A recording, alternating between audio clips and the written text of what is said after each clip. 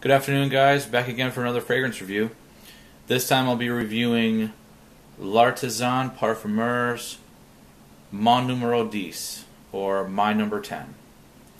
This was released in 2011. It was created by Bertrand Duchaufour, and it's classified as an Oriental.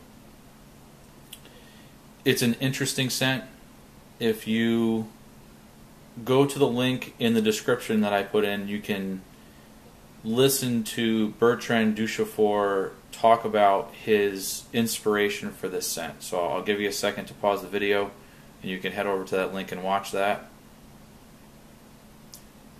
Okay, so now that you've watched that, he talks about amber in this scent, and if you look anywhere, people will describe this scent as more of a leather. And it sort of is, but there's a lot more to it than that.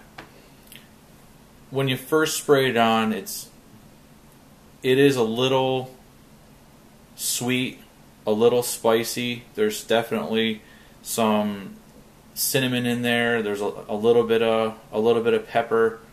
You get a little bit of a licorice tone from the fennel seed, which is very similar to anise.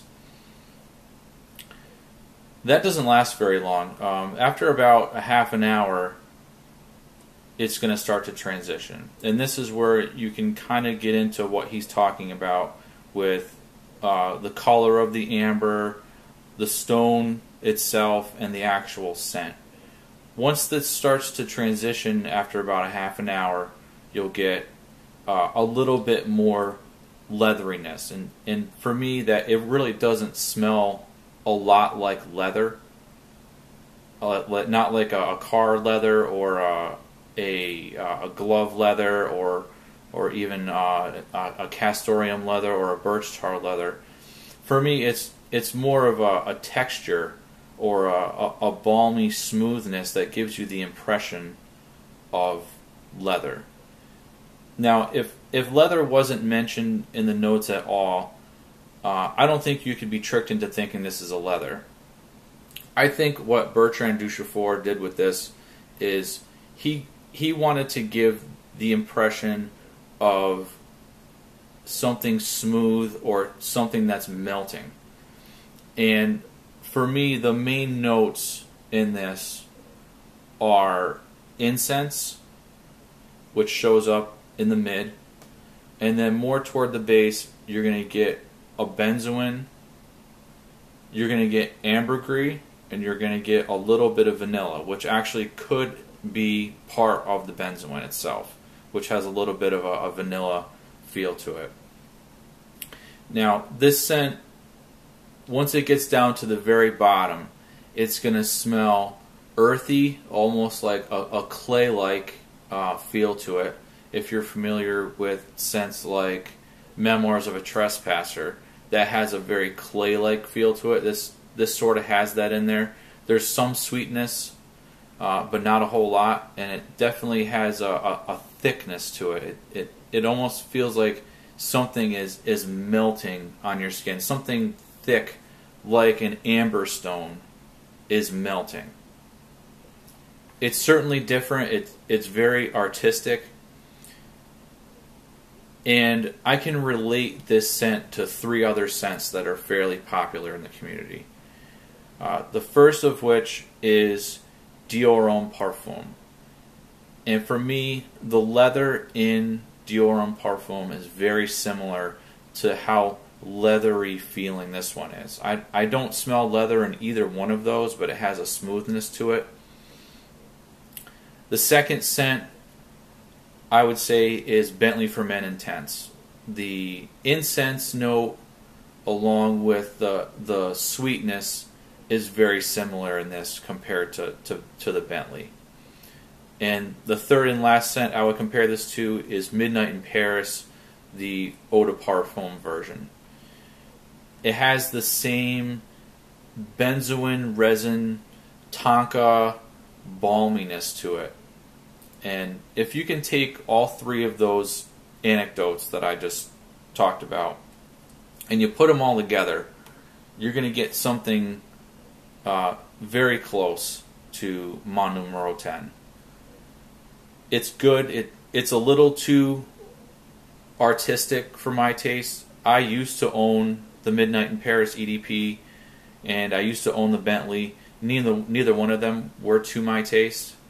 So this one is kind of along the same wavelength. It's not really one of my favorites. I also own Dior Homme Parfum, and I'm not the biggest fan of that. So these sweet, leathery Orientals I'm not a big fan of, but this is a very well-made, very well-blended scent.